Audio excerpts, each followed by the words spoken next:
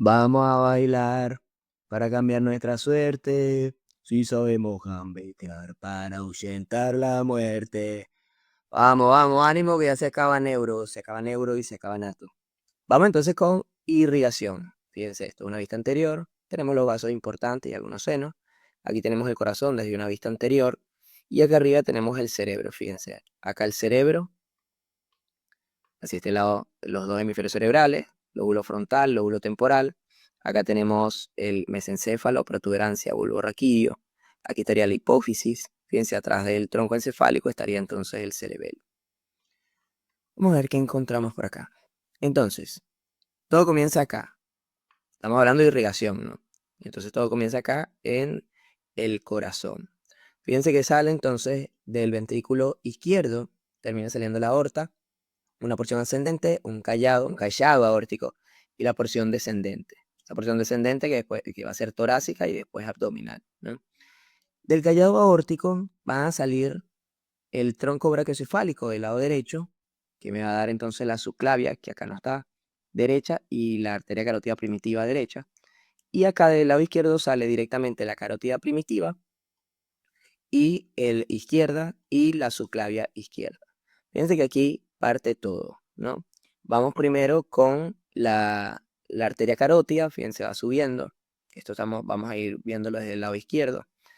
Va subiendo y aquí se divide en dos ramas, esa carótida primitiva. En una carótida externa, ¿cómo sabemos? Porque aquí está una de sus ramas, aquí da varias, ¿ok? Pero aquí está una de sus ramas que sería la tiroidea superior.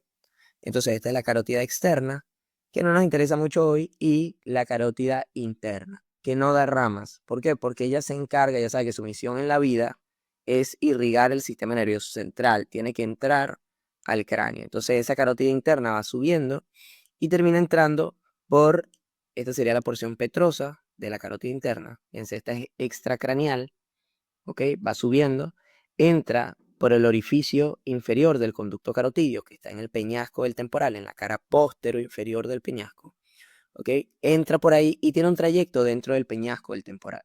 Ahí se dirige hacia adelante y hacia interno y termina entrando, espérense para moverlo acá. Entonces, ahí estaría dentro del peñasco y después sale por el vértice del peñasco, por el orificio anterior del conducto carotidio. Porque les digo, todo esto, o sea, todo este trayecto es dentro del conducto carotidio. El conducto carotidio está dentro del peñasco del temporal. Si es un conducto, tiene entonces dos orificios, uno inferior en la cara postero inferior del peñasco y uno anterior en el vértice del peñasco. Entonces, de esta manera ya sale del peñasco y a su vez entra en el endocráneo, ¿ok? Entonces, ella usa al peñasco, o sea, el facial y la carótida interna usan al peñasco como atajo, como un transporte. Bien, el facial, que sale del tronco encefálico, del surcúbulo protuberancial, entra por el conducto auditivo interno en la cara póstero superior del peñasco y después tiene un trayecto en el peñasco por estilo mastoideo, en la cara póstero inferior del peñasco. Entonces, eso hace que pueda salir al exocráneo y ahí se diría la cara porque se llama facial. Bueno, la carótida interna hace lo mismo pero al revés. Ella entra en el peñasco, recorre el peñasco y después termina entrando al endocráneo.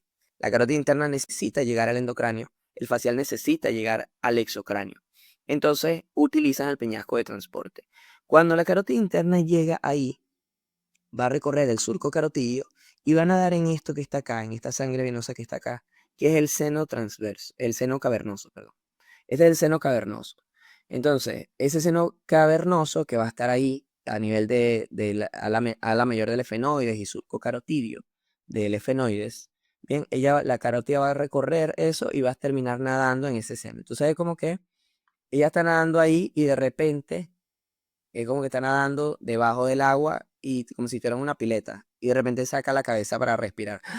Entonces, cuando saca la cabeza se dirige hacia arriba y ahí en esa curva me va a dar una rama, que sería esta, que se va hacia adelante, que es entonces la arteria oftálmica, que va a entrar por el conducto óptico. Bien. Después tenemos, esa es la carótida interna. Aquí tenemos entonces bueno, este sería la arteria oftálmica que entra por el conducto óptico para llegar a dónde? A la órbita. Pasa hacia la órbita. Obviamente acá no tenemos los huesos, pero ya los huesos los hemos descrito bastante bien. Entonces, él entra a través del conducto óptico a la órbita. ¿Quién acompaña la carótida interna en el conducto óptico, el nervio óptico?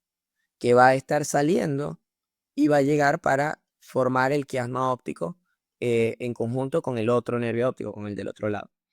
Entonces, esa sería la arteria oftálmica, que es rama de la carótida interna. Ahora bien, el seno cavernoso también me va a dar unas venas oftálmicas, que acá está una, está solo la superior. Hay una superior y una inferior, ¿ok? Entonces, ese seno cavernoso va a dar unas venas, esa sangre venosa se va a unir y va a confluir en unas venas que van a terminar entrando a la órbita también, pero estas van a entrar por la hendidura efenoidal. ¿Con quién? Con el tercero, el cuarto y el sexto par craneal, y también con el quinto uno o las ramas del quinto uno, o sea, del oftálmico. Bien, a través de la hendidura efenoidal para llegar a la órbita. Seguimos con carótida interna. Fíjense, o bueno, lo dejo hasta acá. Hasta acá lo dejo. Rebobinamos. Volvemos. Ahora nos venimos a la subclavia, que es la otra rama que da. Acuérdense que ya dijimos aquí carótida primitiva, encallado aórtico, izquierda y subclavia izquierda. Del lado derecho también tenemos las dos, pero salen del tronco brachiocefálico. Entonces viene la subclavia y me da un montón de ramas, pero la que me interesa es esta, que es la arteria vertebral. Y ya va a ir subiendo, pero esta va a ir pasando por los agujeros transversos de las vértebras cervicales. Va subiendo, va entrando por esos agujeros transversos, y cuando pase el agujero transverso del atlas, fíjense aquí ya, fíjense esto, como tiene unas gastas anteriores y posteriores, que ya es médula y hacia arriba bulbo raquídeo. Entonces ya por acá más o menos estaría el agujero magno. Esa arteria vertebral va a ir subiendo y cuando pasa el agujero transverso del atlas, va a hacer una curva hacia adentro para entrar por el agujero magno. ¿Ok? Entonces, cuando hace esa curva, va a ser contenido del triángulo suboccipital, ¿bien? Que está formado por los músculos que vimos en nuca, de los oblicuos, los rectos. Entonces, ahí pasa, ahí da la curva, es contenido de ese triángulo y entra, esa arteria vertebral entra al agujero magno. ¿Ok? Entonces ahora cuando vemos, aquí va a estar relacionada con el bulbo raquídeo y se va a ir hacia interno y hacia arriba para unirse a su homóloga contralateral, es decir, a la arteria vertebral del otro lado. En este caso estuvimos escribiendo la izquierda. Ella se va a unir a la derecha y van a formar la arteria basilar o el tronco basilar. ¿Que por dónde va a recorrer? Bueno, va a recorrer por el surco basilar de la protuberancia, en la cara anterior de la protuberancia. Y estos dos, tanto la protuberancia como el surco basilar, o sea, la protuberancia y la arteria basilar van a estar reposando en el canal basilar que forman los dos huesos, la lámina cuadriláteral del efenoide y la apófisis basilar del occipital. ¿Ok? Aquí vemos unas ramas donde vamos a tener que la vertebral, o sea, obviamente ellas me dan más ramas, les estoy diciendo las más importantes. Acá la vertebral, que es esta, perdón, esta es la vertebral y me va a dar esta rama que es la arteria cerebelosa póstero inferior. ¿Ok?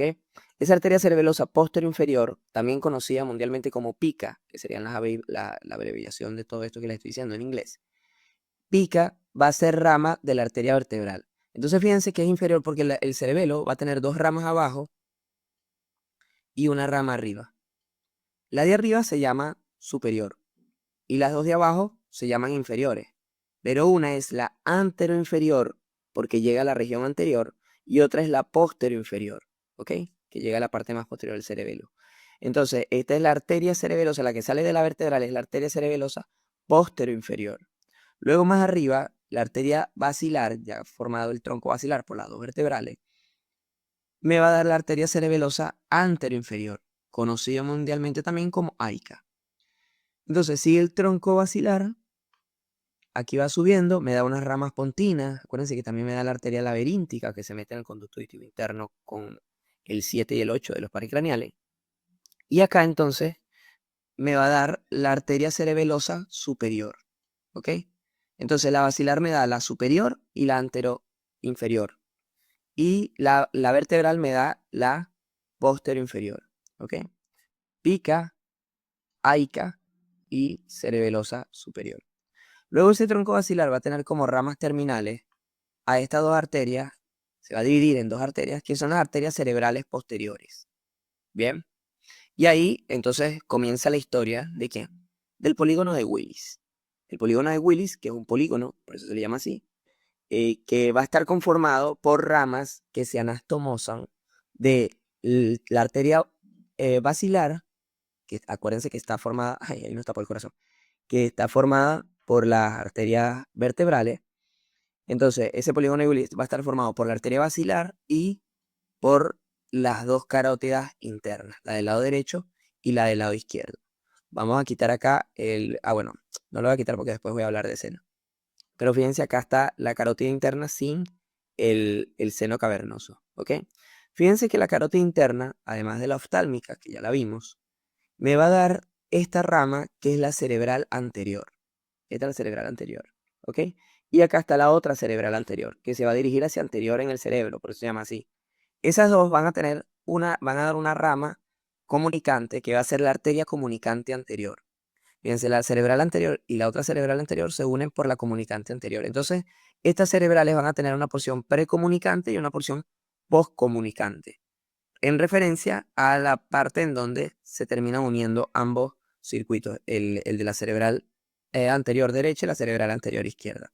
¿Ok? Esa es rama de la carótida interna. Ahora también, aquí, esta es carótida interna, fíjense. Vean, por ejemplo, esto era lo que les decía, como ella se levanta así, si yo llego y corto acá, si yo corto acá, y después lo miro desde abajo, la que se le va a ver la luz en la pieza es a la carótida interna. Porque claro, estoy cortándola aquí, entonces claro, no voy a cortar la cerebral anterior. No, estoy cortando es acá. Entonces, vamos a ver el agujerito, el orificio, porque esto lo quitamos, toda esta parte la vamos a quitar. ¿Bien? Entonces eso es una manera de identificar en la pieza cuál es la carótida interna. ¿Ok? Ahí tiene luz. Entonces, aquí está la carótida interna, ya dije, me da la oftálmica, que es esta, que se va por el conducto óptico. Y después me da hacia adelante la cerebral anterior, que se une con la otra por la comunicante anterior. Además, me va a dar la cerebral media, que se va a ir hacia la región media, y hacia atrás me va a dar la comunicante posterior, que se va a unir a la cerebral posterior que viene de la basilar. ¿Ok? De esa manera terminan formando un polígono. ¿Ok? Bueno, aquí no tengo para dibujar. Bueno, no importa. Fíjense, es un polígono cerebral. Vamos a poner así que ahí se ve mejor. Cerebral posterior, comunicante posterior, carótida interna, cerebral media, cerebral anterior, comunicante anterior, cerebral anterior, cerebral media, carótida interna. Ahí no vemos bien, aquí está. Comunicante posterior y cerebral posterior. Entonces, en conclusión, ¿por quién está formado el polígono de Willis? Bueno, por la arteria basilar, que la unión se forma por la unión de las vertebrales, y por las dos carótidas internas, de un lado y del otro. La carótida interna me va a dar tres ramas, o sea, ya la oftálmica no forma parte del polígono de Willis, pero sí es importante mencionarla, que se mete en el conducto óptico. Pero con respecto al polígono de Willis me da la cerebral anterior, que se anastomosa con su homólogo contralateral a través de la comunicante anterior, y la cerebral medial, que se va hacia lateral. Aparte, también me va a dar la comunicante posterior, que se va a anastomosar con la arteria cerebral posterior, que es rama de la basilar que ya estábamos mencionando.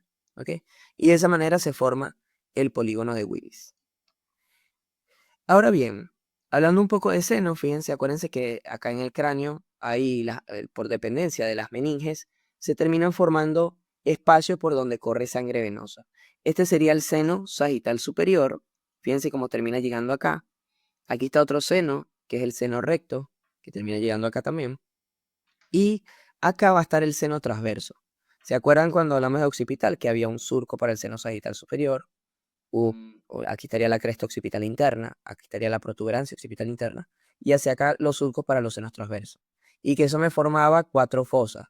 Dos fosas superiores, que eran las cerebrales, donde llegan los lóbulos occipitales de cada hemisferio cerebral, y dos fosas inferiores, que son las cerebelosas, donde llegan los hemisferios cerebelosos. Bien, entonces, aquí tenemos el seno sagital superior, acá el seno recto, y fíjense cómo terminan confluyendo acá con el seno transverso también. Entonces, esto que está acá, a nivel de la protuberancia occipital interna, sería la confluencia de los senos. Esa sangre va a ir ahí hacia los senos transversos. Y aquí tenemos otros senos, por ejemplo. Fíjense acá el seno cavernoso, que ya lo habíamos mencionado. acá está el seno petroso superior y acá el seno petroso inferior, que terminan llegando acá, tanto el seno transverso como el seno petroso superior, que está conectado con el seno cavernoso, y el seno petroso inferior, terminan llegando acá a este seno sigmoideo, que se continúa entonces con la vena yugular interna.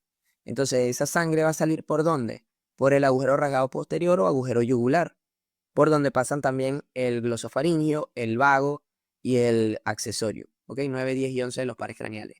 Y ahí va a estar la vena yugular esperando. Se va a estar esperando que caiga toda esa sangre y se va a ir por ella entonces hasta por toda la vena yugular interna.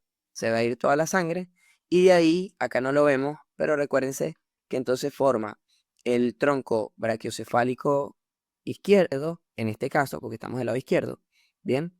Y con la vena subclavia izquierda se forma el tronco brachiocefálico, repito, la vena yugular interna con el tronco venoso, perdón, con la arteria subclavia, la vena yugular interna con la vena subclavia forman el tronco venoso brachiocefálico, que se va a terminar uniendo con el otro tronco venoso brachiocefálico, o sea, el del otro lado, y van a llegar a formar a la vena cava superior, que va a llegar entonces a la aurícula derecha. ¿Ok? Entonces, bueno, eso con respecto a la vascularización del sistema nervioso central. Espero que les haya gustado.